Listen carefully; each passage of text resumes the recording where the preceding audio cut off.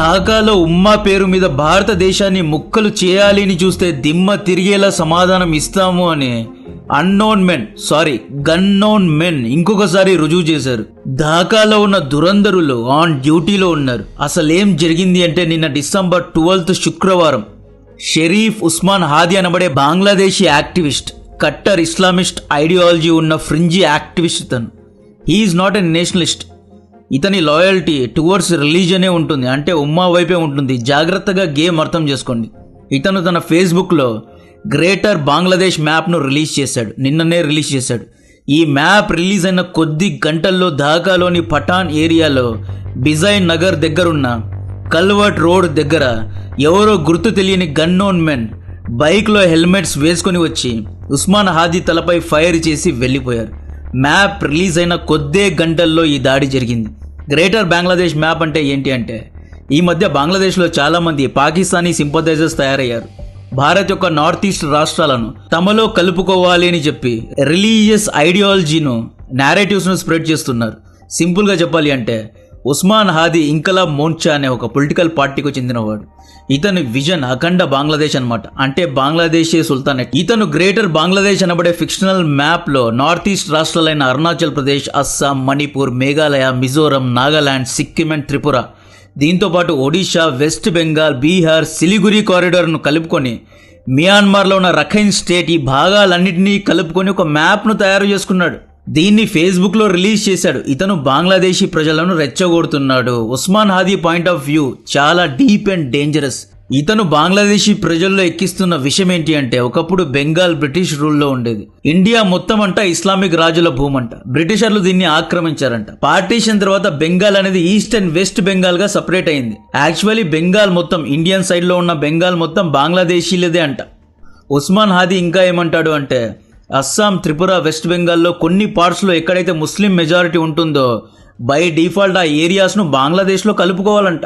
ఉమ్మా ideology యొక్క core point ఏంటి అంటే, ఎక్కడైతే ముస్లిం మెజారిటీ ఉంటుందో అక్కడి రాజకీయ పాలనా పద్ధతులను ఇస్లామిక్ పెద్దలే రాయాలి. లైక్ లండన్, యూకేలో ఎలాగైతే షరియా చట్టాన్ని స్థాపించారో అలా స్థాపించడానికి చూస్తున్నారు. జాతీయవాదం కంటే మతం గొప్పది అనేదే వీళ్ళ core belief.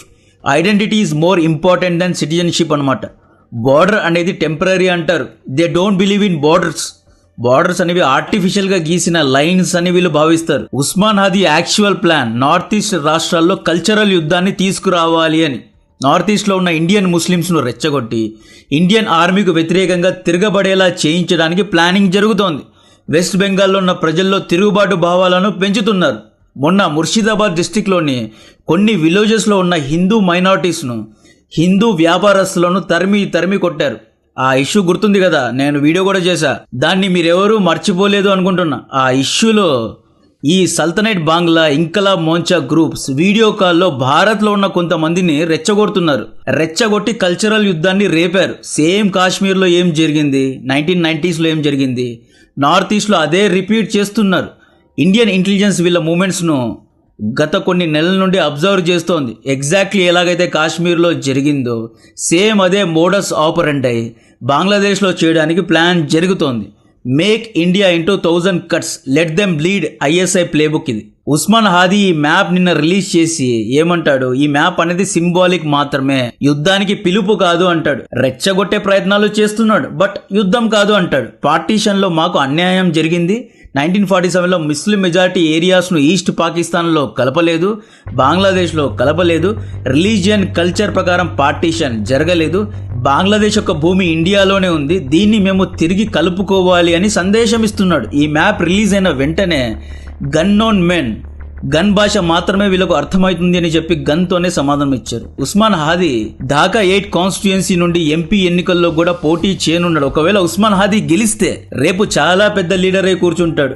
Anti India సెంటిమెంట్స్తో party పెట్టి షేక్ హసీనా, ఖలీదా జియాకు ఆల్టర్నేటివ్ ఆప్షన్ లాగా కూర్చుంటాడు. ఇప్పటి వరకు బంగ్లాదేశ్లో కట్టర్ ఇస్లామిక్ పార్టీ లేదు. ఈ గ్యాప్ను ఫిల్ చేయడానికి మొహమ్మద్ యూనిస్, అన్షరుల్లా బాంగ్లా, సల్తనెట్ ఐ బాంగ్లా, ఇంకలాబ్ మోర్చా, ఇలా ఎన్నో గ్రూప్స్ తయారవుతున్నాయి. పుట్టగొడుగుల్లా తయారవుతున్నారు. ఇప్పటి వరకు అవామీ పార్టీ షేక్ హసీనా కానీ, బిఎన్పి పార్టీ ఖలీదా జియా గారు కానీ, ఈ ఇద్దరు ఇండియాకు యాంటీగా ఎటువంటి ప్రయత్నాలు చేయలేదు, గూడు పుటానీలు చేయలేదు, కుట్రలు చేయలేదు. Yes, there are some differences, but they mostly lean towards ఇండియానే. యాంటీ ఇండియా సెంటిమెంట్ కాదు, అలగడం అనేది ఉంటుంది, డిఫరెన్సెస్ ఉంటాయి, చైనా వైపు లీన్ అవుతారు. అంతేగాని భారత్ను 3-4 ముక్కలు చేయాలి అనే ప్రయత్నాలు ఈ ఇద్దరు ఆడవాళ్ళు చేయలేదు. ఇండియాతో ఎంగేజ్ అయ్యారు, వ్యాపారాలు చేసుకున్నాం, కలిసి డెవలప్ అయ్యాం. ఈవెన్ బంగ్లాదేశ్ యొక్క జీడిపి చాలా ఫాస్ట్ గా షేక్ హసీనా టైంలో పెరిగింది.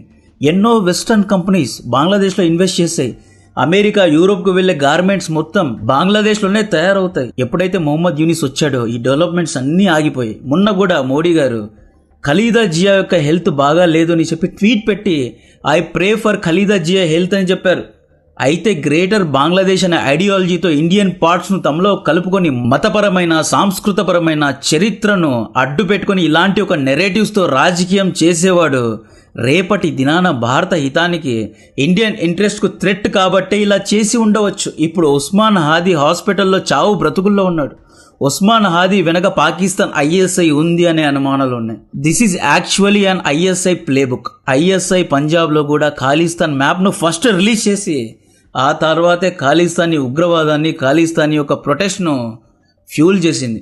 లుక్, మ్యాప్ అనేది నేరేటివ్స్ను సెట్ చేయగలదు. టెరిటోరియల్ క్లెయిమ్ అనేది ఇండియన్ ఇంట్రెస్ట్కు ప్రమాదం. ఇది నేను చెప్పడం లేదు, స్వయానా జయశంకర్ గారు ఈ ఆర్టికల్ చూడండి. జయశంకర్ గారే చెప్పారు. ఎక్స్టర్నల్ అఫైర్స్ మినిస్ట్రీ రంగంలో దిగి బంగ్లాదేశ్లో కొత్త మ్యాప్స్ పుడుతున్నాయి, ఇండియాను తమలో కలుపుకోవడానికి రాజకీయాలు చేస్తున్నారు, ఇది దేశ హితానికి ప్రమాదం అని చెప్పి ఇండియన్ ఎక్స్టర్నల్ అఫైర్స్ ఇచ్చిన స్టేట్మెంట్ ఇది. పాకిస్తాన్ నుండి హఫీజ్ సయీద్ తట్టాబేడా సర్దుకున్నాడు. అక్కడ నుండి ఈయన ఢాకాలో తన యొక్క ఆపరేషన్స్ను మొదలు పెడుతున్నాడు. ఇప్పుడు పాకిస్తాన్లో ఉన్నది జైషే మొహమ్మద్ ఆపరేటివ్స్ మాత్రమే. భారత్ వైపు 2 ఫ్రంట్ వార్ చేయడానికి ప్లానింగ్ జరుగుతోంది. బంగ్లాదేశ్లో మ్యాప్ రాజకీయాలు ఈ మధ్యన షేక్ హసీనా పారిపోయిన తర్వాత ఎక్కువయ్యాయి. సల్తనైట్ బంగ్లా అనే ఇంకొక సంస్థ, ఇది ఒక యాంటీ ఇండియా ఉగ్రవాద సంస్థ అనమాట. వీళ్ళు April 14 రోజు పయలా బైషాక్ అనే బెంగాలీ న్యూ ఇయర్ రోజు ఢాకా యూనివర్సిటీలో ఇండియన్ రాష్ట్రాలను కలుపుకున్న ఒక డిస్టార్టెడ్ మ్యాప్ను యూనివర్సిటీలో పబ్లిష్ చేసి అక్కడి స్టూడెంట్స్ను రెచ్చగొడుతున్నారు. ఈ సల్తనటే బంగ్లాకు టర్కీ యొక్క ఎన్జిఓ సపోర్ట్ చేస్తోంది. సో టర్కీ కూడా దీంట్లో ఇన్వాల్వ్ అయి ఉంది. ఇప్పుడు డాట్స్ను కనెక్ట్ చేసుకోండి. ఆగస్టు 2024లో షేక్ హసీనాను గద్దె నుండి దింపారు.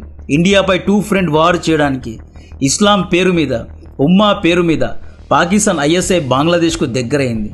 పాకిస్తాన్ బంగ్లాదేశ్ హిస్టరీ చూసుకుంటే 1971లో షేక్ ముజిబుర్ రెహమాన్ అంటే షేక్ హసీనా యొక్క తండ్రి గారు ఎన్నికల్లో మెజారిటీతో గెలిచారు. బట్ ఈయన్ను పిఎం చేయలేదు. ఎందుకు చేయలేదు అంటే ఆ నల్లగా, పొట్టిగా, వాసన వచ్చే ముఖాలు మమ్మల్ని పాలిస్తారా అని చెప్పి తెల్లగా, నీట్గా, ఎత్తుగా, అందంగా ఉన్న పాకిస్తానీ పంజాబీలు వివక్ష చేసి డెమోక్రటిక్గా ఎన్నికల్లో గెలిచిన వ్యక్తికి గద్దెలో కూర్చోబెట్టలేదు. ఇండియా ఎంట్రీ ఇచ్చి బంగ్లాదేశ్లో స్వాతంత్రం తీసుకొచ్చింది. ఎప్పుడు 1971లో చాలా పెద్ద తప్పు చేశాం. బంగ్లాదేశ్కు స్వాతంత్రాన్ని ఇప్పించి చాలా తప్పు చేశాం. బంగ్లాదేశ్ను మనలో కలుపుకోవాల్సి ఉండేది. ఇప్పుడు పాకిస్తాన్ తెలివిగా షేక్ ముజిబుర్ రెహమాన్ ఒక దేశద్రోహి అని చిత్రీకరించింది. షేక్ హసీనా ఇండియా యొక్క రా ఏజెంట్ అని చిత్రీకరించింది. రిలీజియన్ పేరు మీద ప్రజలను ఏకం చేసింది. బెంగాల్ ముస్లిం నేషనలిజంను 4 ఫ్రంట్లో పెట్టింది. సింపుల్గా చెప్తా, వీళ్ళ నేరేటివ్, కాశ్మీర్ నేరేటివ్ రెండూ సేమే. బెంగాల్ 1947 పార్టీషన్ కంటే చాలా పెద్దది. బెంగాల్లో ఎక్కువగా అప్పట్లో ముస్లిమ్సే ఉండేవారు. ఇండియా ఇల్లీగల్గా బెంగాల్ను ఆక్రమించింది. సమానంగా పార్టీషన్ చేయలేదు. వెస్ట్ బెంగాల్, అస్సాం, త్రిపురలో ఇప్పటికీ ఎక్కువగా ముస్లిం మెజారిటీనే ఉంది. ఆ ఏరియాస్లో ఉన్న ముస్లిమ్స్ను అణిచివేస్తున్నారు. సో ఆ ఏరియాస్ అన్నింటినీ బంగ్లాదేశ్లో కలుపుకోవాలి. మన హక్కు కోసం యుద్ధం చేయాలి. నార్త్ ఈస్ట్లో జిహాద్ చేయాలి. అఖండ బంగ్లాదేశ్ సల్తనేట్ను స్థాపించి ఢాకా యూనివర్సిటీలో స్టూడెంట్స్ను రెచ్చగొడుతున్నారు. మద్రసాలో యాంటీ ఇండియా విషయాన్ని నింపుతున్నారు.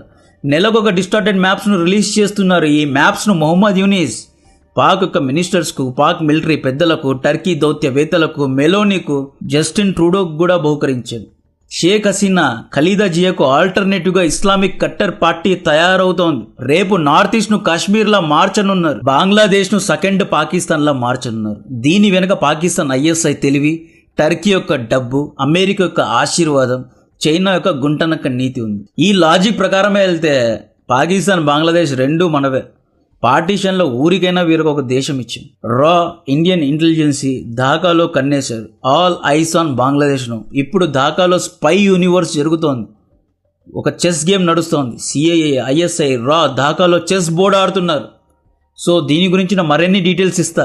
నెక్స్ట్ ఇయర్లో ఢాకాలో పిఎం ఎలక్షన్స్ ఉంటాయి. ఆల్ ఐస్ ఆన్ బంగ్లాదేశ్ను, బంగ్లాదేశ్ యొక్క ప్రతి మూమెంట్ను అబ్జర్వ్ చేస్తున్నారు. ఉస్మాన్ హాదీ ఒక మ్యాప్ను మాత్రమే కాదు, ఒక నేరేటివ్ను సెట్ చేయాలి అనుకున్నాడు. భారత్ను 4 లేదా 5 ముక్కలు చేయడానికి ప్లాన్ చేశారు. సో ఈ విధంగా ఏది జరుగుతుంది అనే అప్డేట్ ఇస్తూనే ఉంటా. నాకు కాంటెంట్ నచ్చితే, మిగతా ఛానల్తో పోల్చుకుంటే మన కాంటెంట్ చాలా డిఫరెంట్గా ఉంటుంది. ఒకవేళ మీకు నచ్చితే వీడియోను లైక్ చేయండి, ఛానల్ను సబ్స్క్రైబ్ చేసి అందరికీ షేర్ చేయండి. జై హింద్.